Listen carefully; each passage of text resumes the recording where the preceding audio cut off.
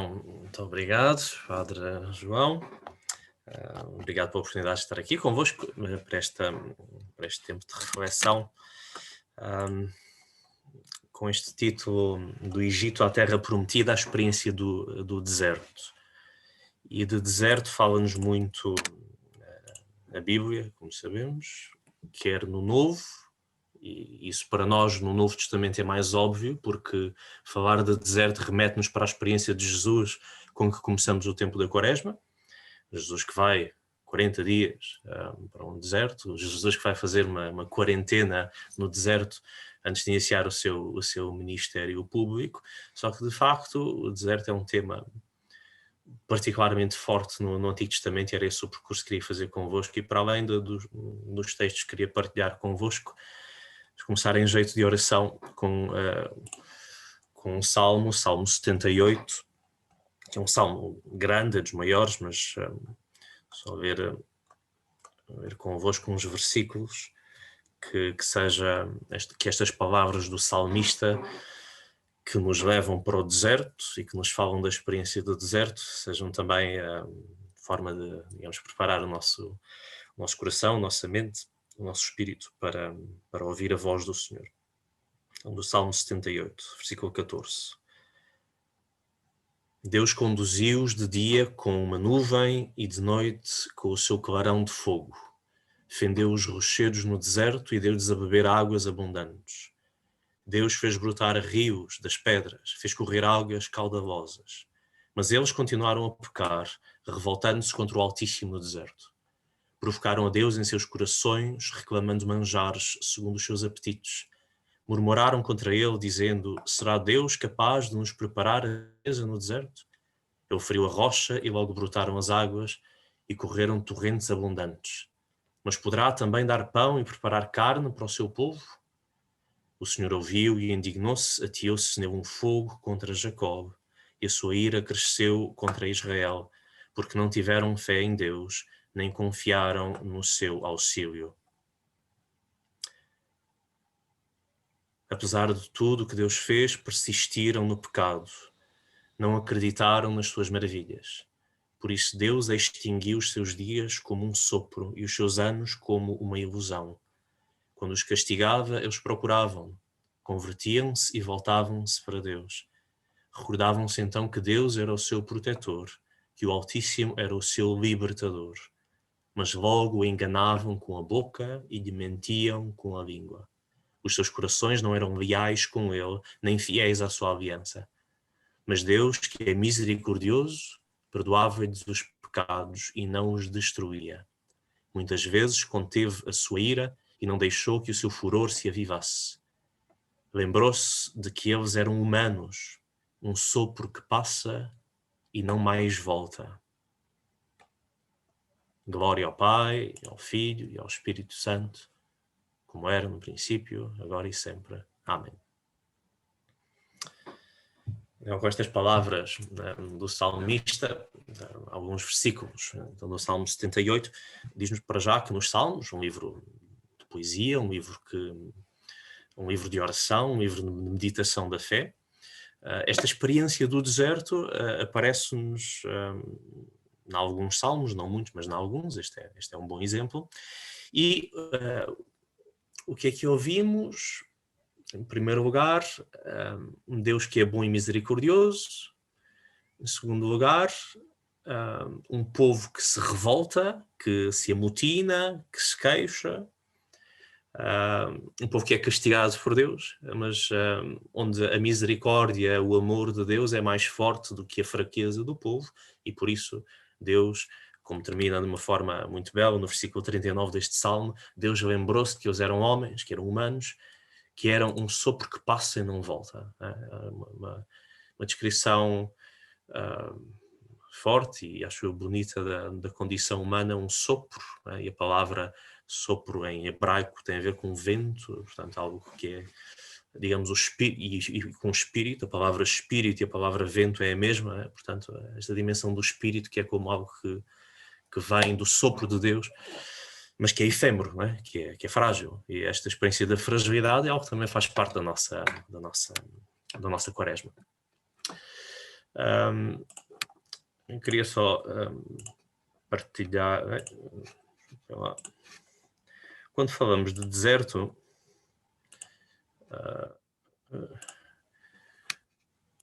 eu só partilhar aqui uma outra imagem convosco. Quando falamos de deserto, falamos disto. Falamos. Desculpa lá.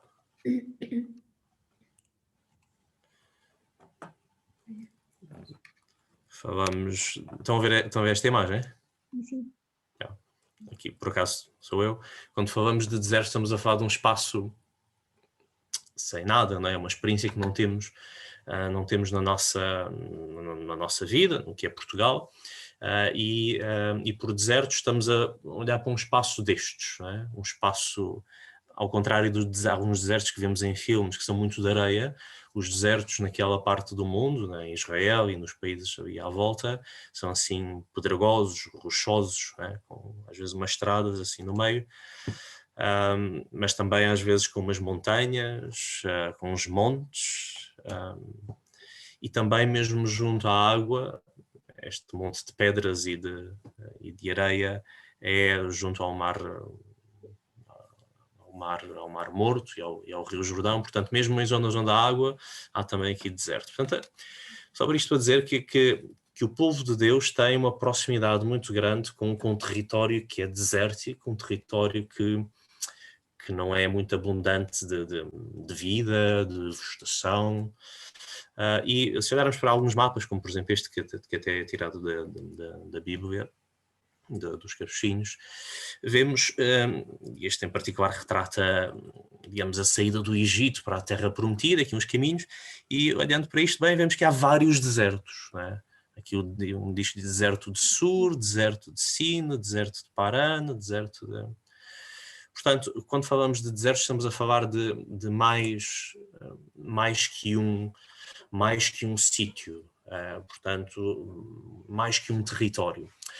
E, portanto, mais que uma terra, não é só uma zona de deserto que está ali no meio de várias cidades, mas no fundo quase todo o território está composto de várias regiões que são desérticas. Porque é que isto pode ser importante para o nosso caminho quaresmal, nós que, utilizando esta metáfora muito comum, estamos também a fazer deserto com Jesus. Também, assim como Jesus faz esta quarentena de deserto, também a quaresma é algo parecido, né? Somos chamados, neste tempo de quaresma, a ir para o deserto, a estar com menos coisas, a estar mais sós.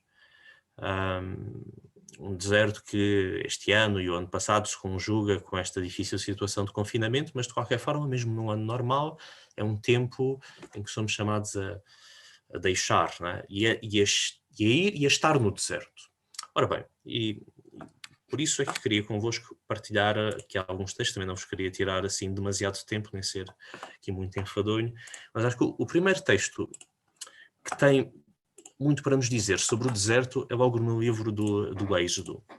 E de facto o livro do Êxodo e o livro dos Números, portanto estes livros fazem parte do Pentateuco, deste bloco fundamental do Antigo Testamento, estes 5 primeiros livros que os judeus chamam Torá, o livro do Gênesis, que conta as origens e os relatos patriarcais de Abraão, Isaac, Jacó, depois o Êxodo, né? Ou seja, a libertação do Egito, a saída do Egito, a história de Moisés, digamos assim, depois que é seguido pelo livro do Levítico, que é um bocadinho mais, enfim, conjunto de leis e tal, e o livro dos Números, que também tem muitos números e censos e leis, mas também tem uma parte narrativa muito importante, e depois o livro do Deuteronômio, que também com que terminaremos hoje. Então queria hoje fazer um pequeno percurso sobre a Êxodo, Números e Deuteronômio no deserto. Então, o primeiro texto fundamental é Êxodo 3, os primeiros versículos do capítulo 3 do livro do Êxodo.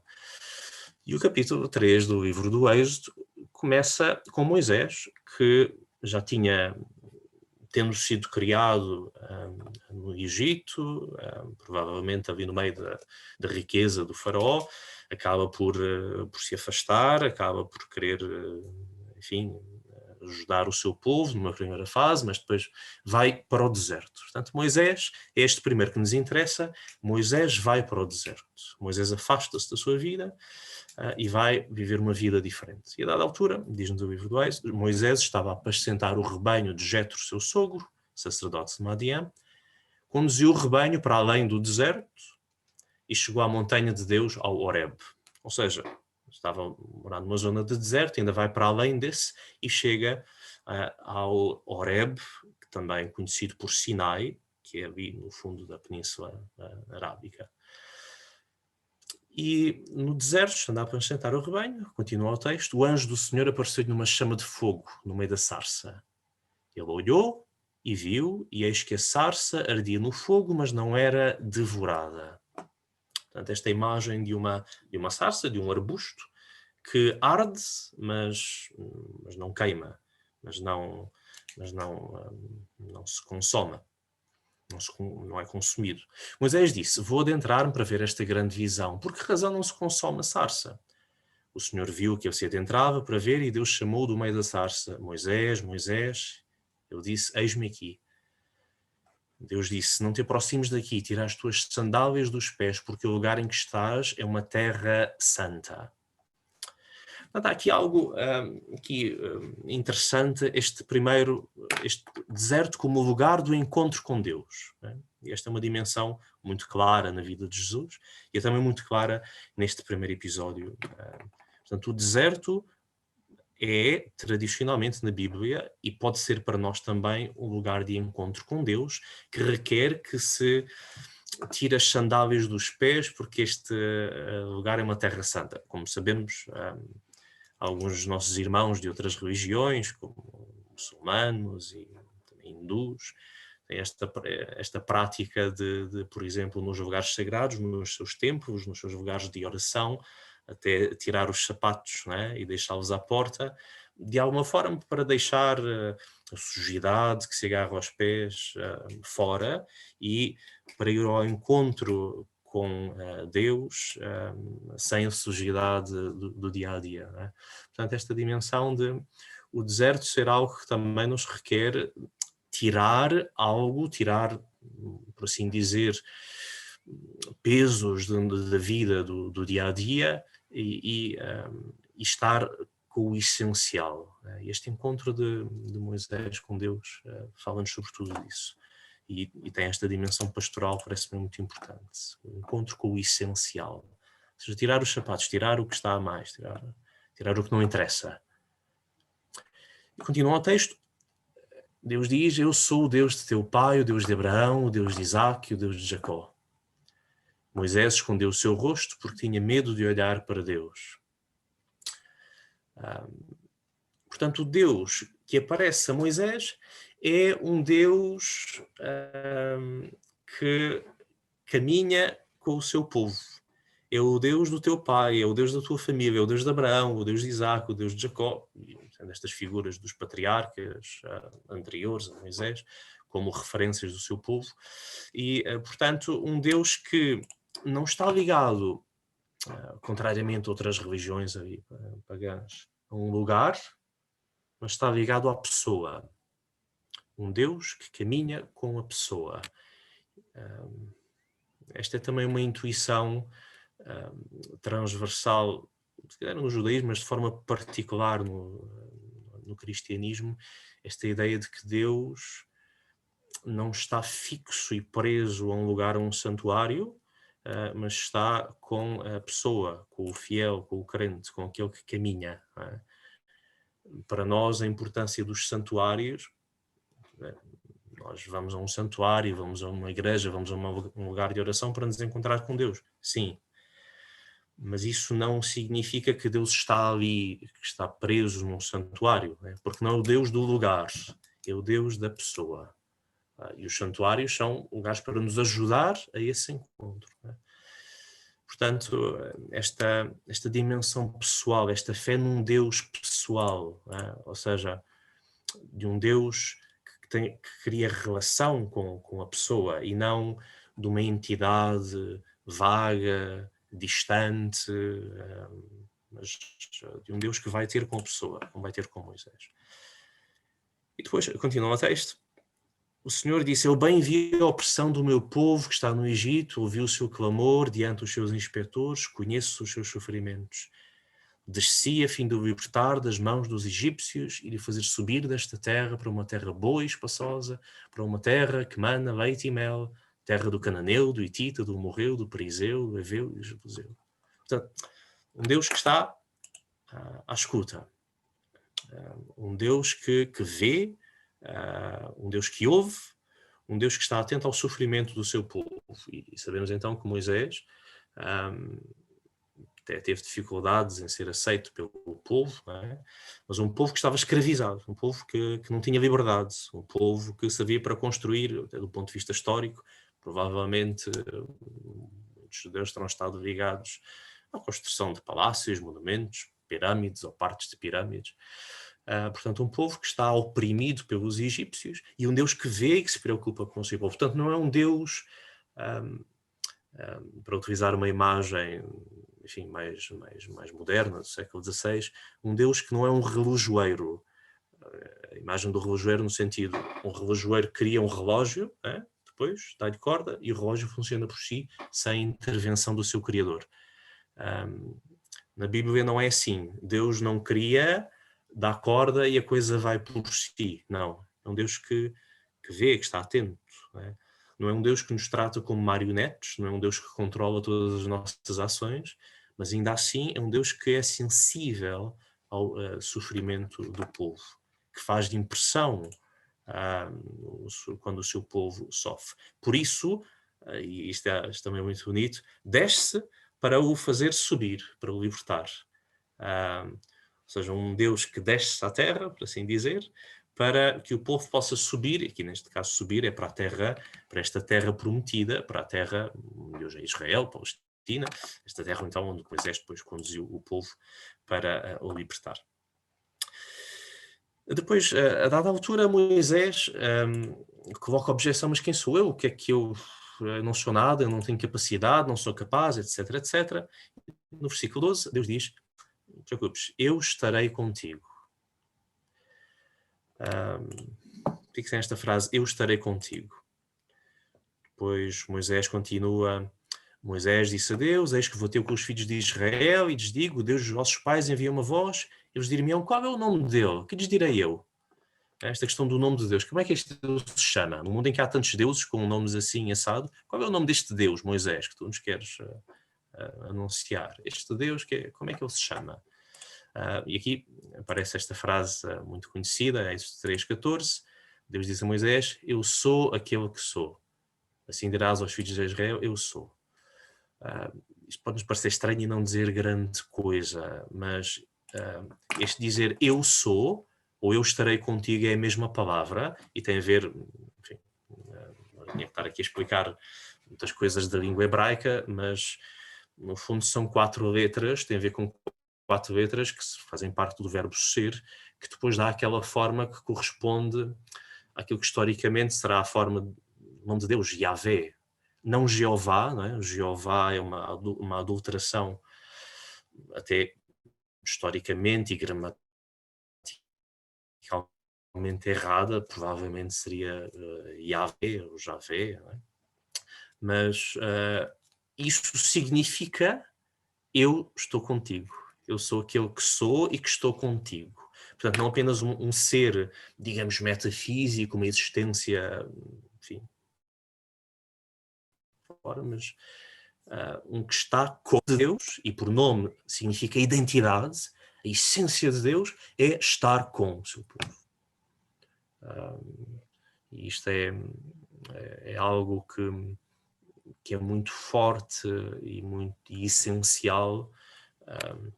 Nós, de facto, em vez de dizer Yahvé ou isso, porque não nos soa bem ou nos parece estranho, dizemos simplesmente Deus, não é? Mas a própria, portanto, a maneira como Deus se revela a Moisés implica que a sua identidade é ser com, estar com, acompanhar no sofrimento. Não é? E este texto, então, este primeiro ponto parece essencial sobre o deserto. Queria dar agora um saltinho para mais à frente, tendo o povo sido libertado, sido conduzido para fora, finalmente, desta terra de opressão, desta terra do Egito, passam o Mar Vermelho, com esta cena em que todos, enfim, todos sabemos, e já vimos filmes, e já vimos imagens, né, enfim, de Moisés, com o bastão, a abrir as águas a permitir a passagem. Só que, pouco tempo depois, então, de se terem visto livros dos egípcios, acontece algo que no capítulo 17 do livro do Êxodo começa logo a reclamação, começa logo o murmúrio. No início do capítulo 17, então, vê-se assim: toda a comunidade dos filhos de Israel partiu do deserto de Sin para as suas etapas, segundo a palavra do Senhor. Acamparam em Refidim, mas não havia água para o povo beber. O povo litigou com Moisés e disse: dá-nos água para beber. Disse-lhes Moisés: por que litigais comigo? Porque pondes o Senhor à prova. Ali o povo teve sede de água e murmurou contra Moisés, dizendo: por que nos fizeste subir do Egito para nos fazer morrer à sede, a nós, aos nossos filhos e ao nosso gado? Este é um belo exemplo desta atitude do povo, ou seja, escapando de um deserto no Egito, passam para outro deserto, do lado do Mar Vermelho, e embora a falta de água seja, obviamente, um problema grave e difícil, qual é esta atitude que é aqui sublinhado do povo? E o povo somos nós, não é? Aqui no povo revemos nós, muitas vezes. É esta queixa: porque é que nós tivemos que sair do Egito? Né? Porque é que nos fizeste sair de lá? Dizia um comentador acerca disto: Israel perde de vista a terra prometida. Não vê um deserto como um lugar de passagem, mas como um túmulo, escolhido maliciosamente por um Deus sádico e escavado por um Moisés indeciso e impotente. Jorra ao invés, através do termo Egito, a água segura da escravidão, a nostalgia do passado, a recusa da liberdade do presente e da vocação futura. Assim, Moisés, ou o seu Yahvé, o seu Deus, propõe um caminho sem água, afinal não são diferentes do faraó que pretendia tijolos sem palha. Ou seja, esta primeira dificuldade, a tendência do povo é querer voltar para trás, é querer a escravidão, é querer a segurança da escravidão ao preferir isso ao risco da liberdade. Isto é um tema que, até como ouvimos na oração, no início, no Salmo, que está muito presente e se repete muitas vezes nestes relatos, este caráter pouco paciente, ou pelo menos pouco persistente do povo, que face às dificuldades prefere estar confortável. Não é? Isto é algo muito humano. É algo muito humano, no sentido em que, ok, a experiência de estar num deserto se calhar não faz parte do nosso dia-a-dia, mas basta pensarmos num tema como, sei lá, o terrorismo, mais em voga há uns anos, não é? O que é que nós preferimos? A segurança de não termos liberdade nenhuma, ou a liberdade com os riscos que isso traz, não é? Até, se quiserem, no caso da pandemia, né, até que ponto é legítimo que não tenhamos liberdade nenhuma, ou possamos ter liberdade para fazer as nossas escolhas. Portanto, há aqui uma tensão que está sempre presente em toda a história da humanidade, no sentido da atração pela escravidão, no que ela tem de segurança. Como é óbvio, a escravidão em si não é algo de atraente, mas a escravidão, a prisão, supõe também que alguém cuida de nós, que há uma segurança, que há um trabalho fixo, que há um horizonte já formatado, que já sabemos o que esperar, que não há risco, que não há surpresas, não é? E isto é uma lição interessante e um desafio importante aqui do deserto. Como é que Moisés lida com isto?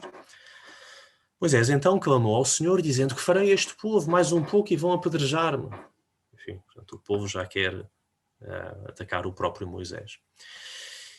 E Deus diz uma coisa estranha. Manda a Moisés pegar numa vara. Diz a Moisés: passa diante do povo e toma contigo alguns anciãos de Israel, leva na tua mão a vara com que feriste o rio, portanto a vara que ele já utilizou diante do faraó, e vai. E eis que estarei diante de ti sobre a rocha no Horeb, tu ferirás a rocha e dela sairá água, e o povo beberá. E assim foi Moisés diante dos anciãos de Israel. Portanto, esta vara como um símbolo deste milagre que faz com que da água, da rocha, saia água. Não é? E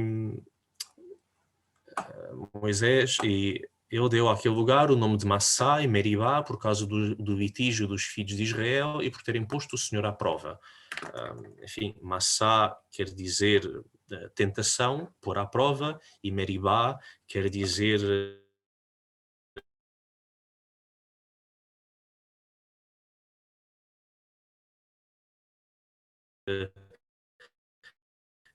disputa.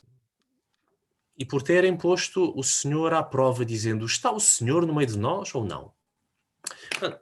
E acho que isto aqui é que é particularmente interessante e digno de reflexão. Não é tanto a questão do milagre em si. Há milagres que nos aparecem descritos na Bíblia que nos parecem mais espetaculares ou menos espetaculares, mais fáceis de acreditar ou não. Mas é esta atitude de fundo de desconfiança de Deus e de rebelião para com Deus. E no fundo esta questão de fundo: está Deus no meio de nós ou não? Face à dificuldade, face a um Deus que eu não estou a ver, está ou não? A experiência de deserto em todos os sentidos, do ponto de vista espiritual, na nossa qualquer quaresma, digamos, tem também esta questão: está Deus connosco ou não? Está Deus connosco neste deserto ou não? Este episódio tem sido lido por muitos padres da igreja, por muitos místicos, também neste sentido espiritual, né? No sentido que Deus é que nos dá água de beber. Ele é que mata a nossa sede, né? Portanto, esta água vista também como uma água espiritual, né? Portanto, a confiança em Deus permite acesso a uma fonte, né? que não nos deixa morrer à sede. Portanto, esta contraposição entre uma atitude de desconfiança e de rebelião para com Deus, mas por outro lado um Deus que, mesmo face a essa atitude negativa, quer dar-nos água de beber, quer saciar a nossa sede, né? quer que não morramos de sede, quer que não fiquemos secos. Né? Mas e isto depois, então, despoleta esta pergunta: está Ele verdadeiramente connosco ou não?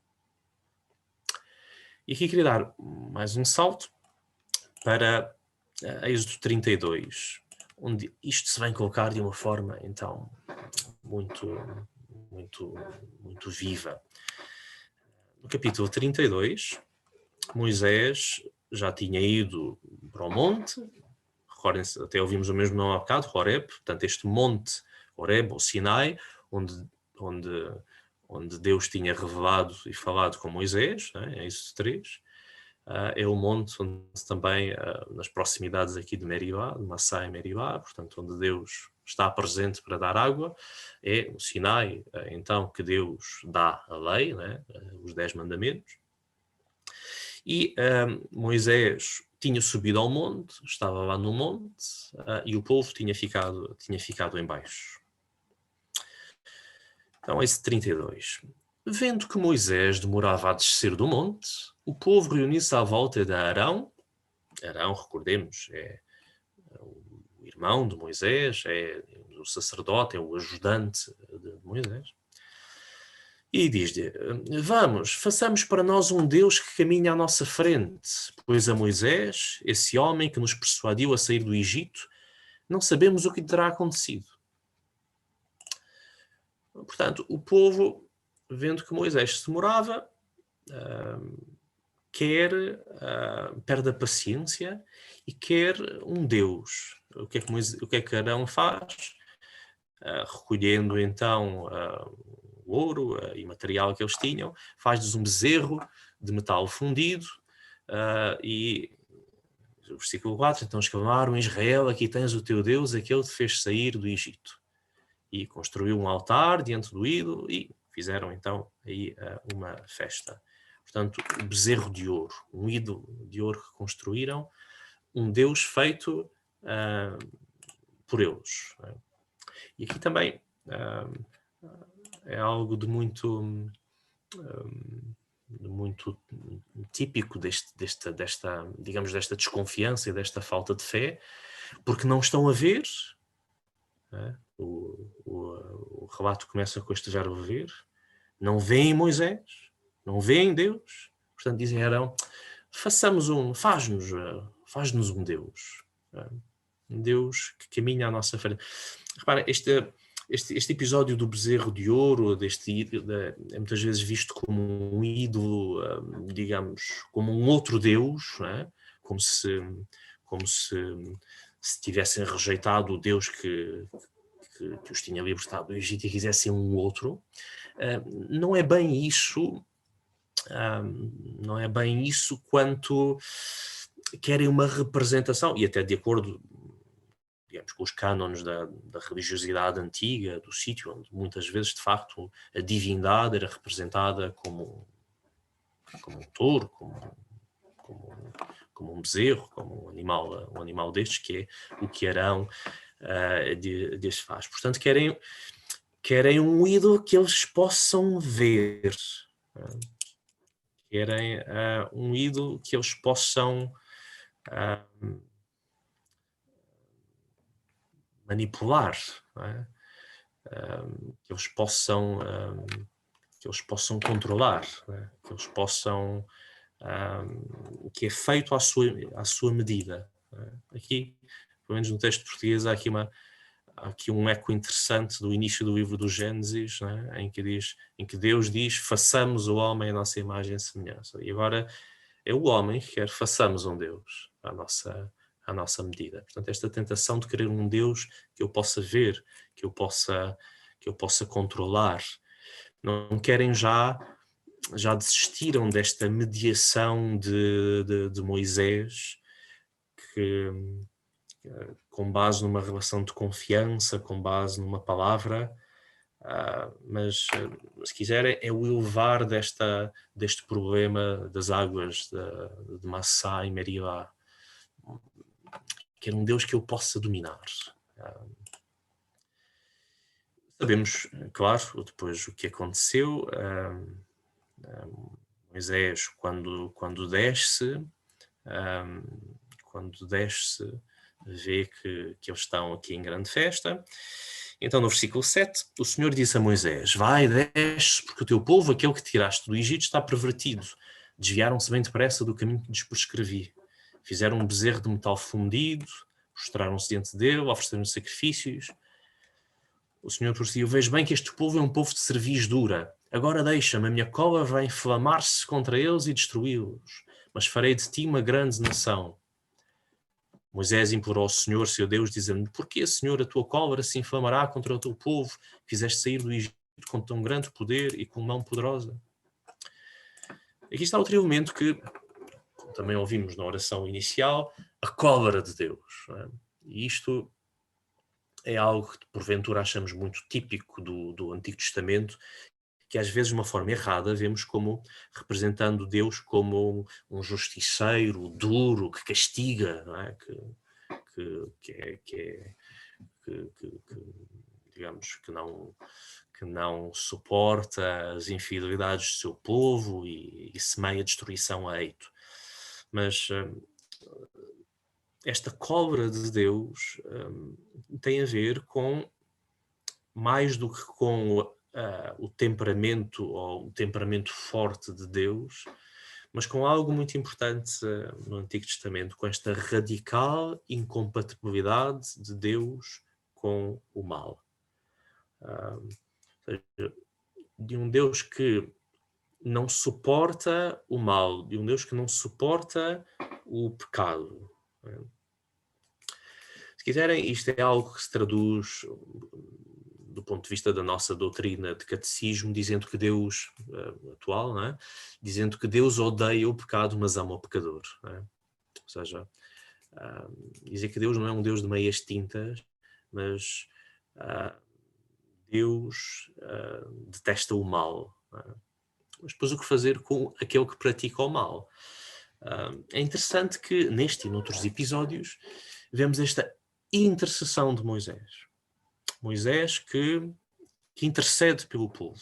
Moisés que se joga à frente, que se mete à frente, apesar de ter sido de alguma forma traído, mas Moisés que intercede pelo povo. O versículo 30, continuando, no dia seguinte Moisés disse ao povo: cometestes um enorme pecado, no entanto vou subir para junto do Senhor, talvez alcance o perdão para o vosso grande pecado. Moisés voltou para junto do Senhor e disse: este povo cometeu um grande pecado, fizeram para si um Deus de ouro. Apesar disso, perdoa-lhes este pecado, ou então apaga-me do livro que escreveste. O Senhor disse a Moisés: apagarei do meu livro aquele que pecou contra mim. Vai agora e conduz o povo para onde eu te disser. O meu anjo caminhará diante de ti, mas no dia da prestação de contas penalizei pelo seu pecado. Aqui, dois elementos então interessantes. Né? Como eu estava a dizer, Moisés que está disposto a sacrificar-se pelo seu povo. Moisés que intercede e diz que perdoa-lhes este pecado, ou então apaga-me a mim do livro que escreveste, ou seja, ou então toma a minha vida. É Moisés que se oferece, dá o seu corpo às balas pelo povo. E Deus perdoa, mas parece assim à primeira vista que é um sim, mas, não é? Pronto, eu perdoo, não os destruo agora, mas mais tarde vão levar com o castigo. Se quiserem, é já esta intuição de Deus, esta certeza de Deus que este povo não se fica por aqui no seu pecado, na sua infidelidade, na sua fraqueza. Mas o que é que faz Deus? Envia um anjo. No versículo 2 do capítulo seguinte, capítulo 33, Deus diz: eu enviarei um anjo à tua frente. Expulsarei o cananeu, e depressa a terra, onde corre leite e mel, mas eu não irei convosco, porque sois um povo de cerviz dura, e poderia aniquilar-vos pelo caminho. Portanto, é uma ideia interessante, talvez um bocadinho estranha para nós, dizer, como Deus não suporta o pecado, Deus não pode ir junto do povo, porque senão ver-se-á obrigado a exterminá-lo, porque há esta radical incompatibilidade entre Deus e o mal, entre Deus e o pecado. Mas vou enviar o meu anjo como uma espécie de garantia, de acompanhamento do próprio Deus junto do povo. Um anjo que os vai guiar. A palavra anjo em grego, a palavra anjo, a palavra grega, quer dizer mensageiro, e em hebraico tem o mesmo sentido. Portanto, é um enviado de Deus, é uma espécie de substituto da presença de Deus que o vai ajudar no seu caminho. E este capítulo 33 do livro do Êxodo tem ainda um outro episódio um bocadinho mais à frente, também muito forte. No versículo 12, Moisés diz ao Senhor: tu dizes-me, Senhor, conduz este povo, mas não me dás a saber quem indicarás para me acompanhar. E contudo disseste-me, eu conheço-te pelo nome, e tu alcançaste graça aos meus olhos. Se é verdade que alcancei graça aos teus olhos, revela-me as tuas intenções, e que eu te conheça, a fim de realmente poder alcançar graça aos teus olhos. Esta tradução até não é muito boa, porque o que diz originalmente o texto hebraico é mostra-me os teus caminhos. Não é? Até há uma canção que mostra-me, Senhor, os teus caminhos, né? Para que eu possa saber como é que é a tua vontade, né? Pois devem saber qual é que é. E então este episódio, né? Ou seja, Moisés tem esta missão difícil a um povo que se tem revelado como fraco, como pecador, com pouca paciência, mas pede a Deus, mostra-me os teus caminhos, as tuas vias. Ou seja, que as vias do deserto onde eu e o meu povo estamos a andar, que sejam as tuas vias. Porque vias é que eu devo ir. Que mostra-te a mim, né? Ajuda-me a guiar este povo através do deserto, para que eu os possa guiar bem. Mostra-nos a tua presença. E no versículo 18, Moisés diz, mostra-me a tua glória, né? Portanto, a glória traduz aqui esta presença, o esplendor, a força de Deus. E, de uma forma muito curiosa, Deus responde, farei passar diante de ti toda a minha bondade e proclamarei diante de ti o nome do Senhor. Concedo a minha benevolência a quem eu quiser e uso misericórdia com quem for do meu agrado, mas tu não poderás ver a minha face, pois o homem não pode contemplar-me e continuar a viver. Esta é uma ideia também interessante que às vezes às vezes vemos em certos episódios do Antigo Testamento esta ideia de que Deus é tão transcendente que não se pode ver Deus. Se virmos a Deus é sinal que a morte, que vamos morrer. Tal é a distância, tal é a transcendência de Deus. E por isso o Senhor diz, está aqui um lugar próximo de mim, conservar-te-ás sobre o rochedo. Quando a minha glória passar, colocar-te-ei na cavidade do rochedo e cobrir-te-ei com a minha mão até que eu tenha passado. Retirarei a mão e poderás então ver-me por detrás. Quanto à minha face, ela não pode ser vista. Ou seja, não se pode ver a Deus face a face. Ou seja, Moisés vê a Deus, mas só pode ver Deus de costas a passar. E realmente este passo é considerado como este sublinhar de que o homem não pode ter um acesso direto e imediato, ou seja, sem mediação a Deus. A fé bíblica não é uma fé do olhar, do ver, este sentido do olhar que é o que é que nós conseguimos ver, é aquilo que está no nosso plano, que está próximo de nós, que está na nossa realidade, não é? Aqueles que são como nós, que estão... Bem, agora vemos muitas pessoas que estão longe através destes meios, mas vemos o que está à nossa volta, vemos aquilo que nos é dado a ver, que pertence à mesma ordem do imanente do que nós. Deus não é para ser visto. Então qual é o sentido que entra em jogo de forma fundamental na fé bíblica, que entra em jogo no deserto? Não é a vista, mas é a escuta. Escuta, Israel, o Senhor teu Deus é único. Amarás o Senhor teu Deus com todo o teu coração, com toda a tua alma, com todas as tuas forças. Isto é Deuteronômio 6:4. Portanto, a fé bíblica é uma fé de escuta. A fé do deserto é uma fé de escuta e não de visão. A visão até pode... Porque a visão é mais enganadora. A visão passa. No deserto... podemos ter miragens, né? Já vimos certamente filmes ou desenhos animados em que quem está bem no deserto a morrer de fome já vê coisas, né? Certo, também podemos ouvir vozes, né? Mas a fé bíblica convida-nos sobretudo à escuta da voz de Deus, porque não está, digamos, ao nosso nível. Deus não está no mesmo plano em que nós estamos, está um Deus transcendente, né? Que não deixa de estar com o seu povo, mas que está num outro nível de realidade. E por isso somos chamados a escutá-lo, a confiar nele, não é? Lembro-me de, há uns anos, alguém me perguntar, mas quem é mais desconfiado? É um cego ou é um surdo? Provavelmente é o surdo, não é? Porque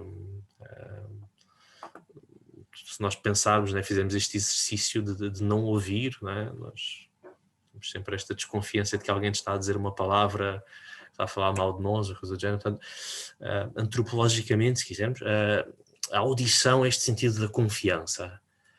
O ver é aquilo que podemos apreender e tal, mas a audição é o sentido da confiança. E isto também é uma dimensão importante do deserto. Queria dar aqui mais um saltinho, embora para o livro dos Números, de uma forma muito rápida. Aqui não vou assim ler o texto, é um bocadinho grande, mas no livro dos Números, no capítulo 13 e 14, há uma expedição que vai explorar a terra. Portanto, antes de entrar na terra de Canaã, ou seja, na terra prometida, na terra de Israel, há uma delegação que vai colher uns frutos para perceber se a terra é boa, se há lá habitantes, se há lá gente, se não há gente, se as cidades, se os produtos da terra são bons, se as cidades são fortes. E essa expedição que vai traz uns frutos da terra, portanto, os sinais de que será uma terra fértil, mas também traz esta informação que esta terra está cheia de outros povos, está cheia de inimigos, está sempre de gente forte. Então o povo, com uma ou duas exceções, tem medo, não quer ir, quer mais uma vez voltar para trás. Só este bocadinho aqui no início do capítulo 14 do livro dos Números, levantou-se toda a assembleia a gritar, o povo chorou toda a noite, murmuraram contra Moisés e contra Arão, todos os filhos de Israel, dizendo consigo toda a assembleia: antes tivéssemos morrido na terra do Egito, ou mesmo neste deserto. Porque nos fez sair o Senhor para esta terra a fim de nos matar à espada? As nossas mulheres e as nossas crianças são humilhadas. Não nos seria melhor voltar para o Egito? Mais uma vez, de uma forma máxima, esta tentação de voltar para o Egito, esta tentação de voltar para a escravidão, porque a missão é difícil. Portanto, esta também é uma condição existencial do deserto, se quisermos. A missão é difícil. Os desafios são difíceis. Este sair do deserto para ir para a terra prometida implica luta, implica empenho, implica algo que parece que é superior às nossas forças. Por isso é mais cômodo voltar para trás. Quer para trás seja onde estivemos antes, quer para trás seja o passado. Se quiserem um pouco também esta dinâmica de antes é que era bom, no meu tempo é que era bom. Há uns anos atrás as coisas eram melhores, agora este mundo está perdido. Portanto, a missão é difícil. E a tentação é fazer marcha atrás e voltar para as seguranças. Mais uma vez, Moisés, Deus quer então destruir o povo e Moisés intercede pelo povo. E daqui vem algo muito interessante. Qual é que é o castigo que Deus, digamos, já acalmado por Moisés, dá? Não é de destruir aquele povo, destruir aquela geração, mas de dizer, ok, vocês vão morrer no deserto. São os vossos filhos que vão entrar nesta terra prometida. A vossa geração já não tem cura, portanto vocês vão andar, e assim como a tal expedição para explorar a terra demorou 40 dias, por cada um desses dias da exploração será um ano no deserto até que a próxima geração consiga entrar na terra prometida, 40 anos. E é daqui que vai então os 40 anos no deserto. É interessante porque este episódio não é assim muito conhecido, mas ajuda-nos se calhar a perceber também esta simbologia dos 40, não é? Os 40 dias de Jesus no deserto, que tem a ver com os 40 anos do povo de Israel no deserto. E nós às vezes achamos que, mas 40 anos, porque é que eles demoraram tanto tempo, aqui era tão perto? Não, mas mesmo no Antigo Testamento, mesmo no livro dos Números, Reis e Números, os 40 anos não é porque eles demoraram muito tempo a andar ou porque andavam devagar. Os 40 anos é um número simbólico de uma geração, mas é um número que tem a ver com esta necessária passagem de geração. Já não é a geração que sai do Egito que vai entrar, é uma nova geração que vai entrar na Terra Prometida. Portanto, estes 40 anos é visto como este castigo pela infidelidade para que seja já uma nova geração. Se quiserem, para dizer que para entrar na Terra Prometida, para entrar na comunhão com Deus, já não pode ser este homem rebelde, este homem sem fé, este homem sem paciência, já tem que ser um outro homem. Não estou aqui a falar de história, porque sabemos que estes relatos são históricos, no sentido que se referem a acontecimentos históricos, mas não são uma descrição histórica tal e qual, e tem toda uma simbologia e uma teologia, uma doutrina e uma forma de pensar que está aqui por trás. Portanto, no fundo, este relato nos diz que o homem que vai entrar na nova aventura tem que morrer para o seu passado. Os 40 anos têm muito a ver com isto. Já não pode ser o mesmo homem. Mesmo que historicamente tenham sido as mesmas pessoas, já não pode ser a mesma pessoa. Ou seja, tem que ser uma pessoa mudada, transfigurada. Este é o sentido. Portanto, a pessoa que sai do deserto não pode ser a mesma que entrou. Portanto, o deserto tem que ser tempo também de morte para o pecado e para nascer algo novo, para entrar diferente, para entrar renovado, reinspirado. E acho que isto tem consequências fortes do ponto de vista espiritual para a nossa consideração do que é a Quaresma. E isto é um tema muito cristão, se quiser, muito cristão no sentido de ser transversal à mensagem de Jesus. E algo até presente na cruz, no Calvário, na ressurreição, né? Este morrer para o pecado e o nascer para a vida eterna. Se quiserem, esta é a dinâmica batismal. Né? O batismo tem subjacente isto, né? Este afogar nas águas do batismo o homem pecador e dar vida ao homem novo. E termino este percurso saltando então para o livro do Deuteronômio, que termina com a morte de Moisés, no Monte Nebo, que é perto da Terra Prometida, mas do lado de lá. Moisés morre na fronteira. Moisés, de alguma forma, acaba por ter que partilhar o destino desta geração que saiu do Egito e vai morrer, vai ver a terra, mas não vai entrar nela. E o capítulo 30 do livro do Deuteronômio tem uma reflexão muito bonita na forma de palavras que Moisés diz ao seu povo, e que são palavras que Moisés também nos diz a nós hoje, ou seja, palavras, se quiserem, palavras inspiradas de Moisés para quem faz uma experiência de desertos, para quem atravessa desertos na sua vida. Quando, pois, te acontecerem todas estas coisas, a bênção ou a maldição que coloquei diante de ti, se as meditares no seu coração, no meio de todos os povos, para onde o Senhor teu Deus tiver desterrado, e te voltares de novo para o Senhor teu Deus e obedeceres à sua voz com todo o teu coração e com toda a tua alma, segundo aquilo que eu hoje te prescrevo a ti e aos teus filhos. Então o Senhor teu Deus fará regressar os teus cativos e terá compaixão de ti, e de novo te reunirá entre todos os povos, no meio dos quais te dispersou o Senhor teu Deus. Esta ideia de que Deus coloca a bênção e a maldição, esta ideia de que se voltares, se regressares do caminho do pecado, Deus coloca a bênção no teu caminho. Um salto à frente, no versículo 10, se escutares a voz do Senhor teu Deus e guardares os seus mandamentos e os seus preceitos, escritos neste livro da lei, e se voltares de novo para o Senhor teu Deus com todo o teu coração e toda a tua alma. Na verdade, esta lei que eu prescrevo não é muito difícil para ti, nem está fora do teu alcance. Não está no céu para se dizer quem subirá por nós até ao céu e não irá buscar para escutarmos e praticarmos. Não está tão pouco do outro lado do mar para se dizer quem atravessará o mar e não irá buscar para escutarmos e praticarmos. A lei está muito perto de ti, na tua boca e no teu coração, para a praticares.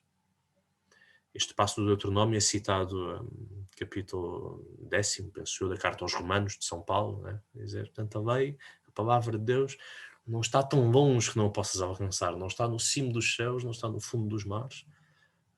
A palavra de salvação está perto de ti, está perto da tua boca, está perto do teu coração. E depois estas palavras, como termina, muito bonitas e muito desafiantes. Repara que coloco hoje diante de ti a vida e o bem, a morte e o mal. Assim, ordeno-te hoje que ames o Senhor teu Deus, que andes nos seus caminhos, que guardes os seus mandamentos, preceitos e sentenças, assim viverás. Multiplicar-te-ás e o Senhor teu Deus te abençoará na terra em que vais entrar para dela tomar posse. Mas se o teu coração se desviar e não escutares, se te deixares arrastar e adorares deuses estranhos e os servires, declaro-vos hoje que sem dúvida morrereis. Os vossos dias não se prolongarão na terra na qual ides entrar, passando o Jordão para dela tomar posse. Estas palavras, no contexto mais imediato, são dirigidas então ao povo que está para entrar ali na terra, tem toda esta força de dizer, afinal, a dimensão de castigo, a dimensão de morte não está, digamos, no tal Deus justiceiro, mas está nas tuas mãos, está na tua liberdade. Não é? Tens diante de ti a vida e a morte. Tens diante de ti o bem e o mal. Escolhe. Escolhe o bem e viverás. Se escolheres o mal, morrerás. Afundando em ti, no teu pecado. E estas palavras parece-me que dizem muito mais do que apenas algo de referente a esta geração que entrou há 3.000 anos atrás na Terra Prometida, mas dizem algo transversal àquilo que é a nossa experiência de deserto. Ou seja, a nossa liberdade entra aqui, a nossa dimensão de escolha. Não é dizer de uma forma simplista que pode-se escolher o bem e, portanto, tudo correrá bem. A vida não é assim, né? Às vezes agimos bem e acontece-nos o mal, mas que a nossa liberdade é fundamental nesta experiência de travessia de deserto, na medida em que nos metemos, que temos a opção de escolher o caminho do bem, que é, e por este percurso do deserto vemos muitas vezes, é um caminho difícil, é um caminho que não estamos a ver, é um caminho em que temos que passar sede e fome, é um caminho que implica sofrimento, mas é um caminho de bem, é um caminho que conduz à vida. Por outro lado, o caminho do imediato, o caminho do querer ter comida já, de querer ter água já, de querer ter Deus já aqui à vista, de querer ter tudo já, este caminho do querer satisfazer, do estar centrado nas minhas necessidades e nos meus desejos, é um caminho que eu dei uma análise conduz à morte. Não é? É este caminho de achar que de estar centrado no aqui e no agora, no bem-estar no aqui e no agora. Não é? Certamente que Deus não quer o nosso sofrimento, Deus não quer, mas esta mensagem do deserto é algo que tem muito a ver com a mensagem de Jesus, no sentido em que de ser mensagem de cruz. Não é? Portanto, a proposta da cruz, esta proposta de se alguém quiser seguir-me, toma a sua cruz e siga-me, é? Sendo esse um caminho de vida, mas que tem a cruz no caminho, é algo que tem as suas bases aqui. Não é? Portanto, o caminho da vida implica sofrimento, porque a vida é assim, a vida tem desertos, a vida tem sofrimentos, a vida tem privações, e isso faz parte. Não é? E na medida como vivemos o sofrimento com perseverança, com fé, e na medida em que usamos a nossa liberdade para escolher o caminho do bem, que nem sempre é óbvio, claro, nem sempre estas escolhas são muito fáceis, mas também é dizer que Deus respeita a nossa liberdade, Deus respeita as nossas decisões. Simplesmente o destino depois está também nas nossas mãos, neste sentido. Deus respeita tanto a nossa liberdade, se quiserem, essa base da doutrina acerca do que seja inferno, não é? Não é porque Deus queira condenar ninguém, não é? Mas a própria existência de inferno, se quiserem, a própria existência de um céu, a própria possibilidade de salvação implica que haja a possibilidade de condenação. Porque podes rejeitar a salvação, podes rejeitar Deus, não é? Podes rejeitar o seu caminho. Deus dá-te essa liberdade. Não é? Isso, para concluir então, dizer que esta experiência histórica, mas que não está, reparem, isto são acontecimentos históricos no sentido em que se referem a personagens históricos, digamos, a um período histórico concreto, mas não são históricos no sentido, digamos, letra por letra, não são uma narração, uma descrição jornalística, são, digamos, meditações posteriores, com base nesses acontecimentos históricos, mas digamos, trabalhados também, se calhar do ponto de vista espiritual e também por nos oferecer esta mensagem para ser a base do testemunho de Israel.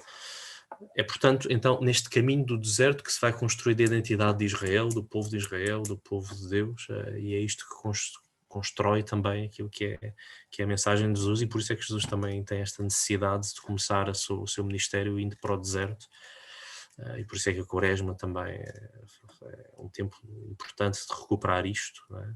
Portanto, este desafio à fidelidade, este desafio à paciência, este desafio a deixar morrer algo para que depois possa viver algo de mais importante, não é? Acho que são textos que nos podem ajudar a meditar, a rezar, a tentar perceber onde é que está Deus à nossa volta e como é que nós podemos responder melhor a este desafio. E pronto, já fiz aqui muito tempo. Se quiserem fazer alguma questão, perguntar alguma coisa, alguma reação, estejam à vontade.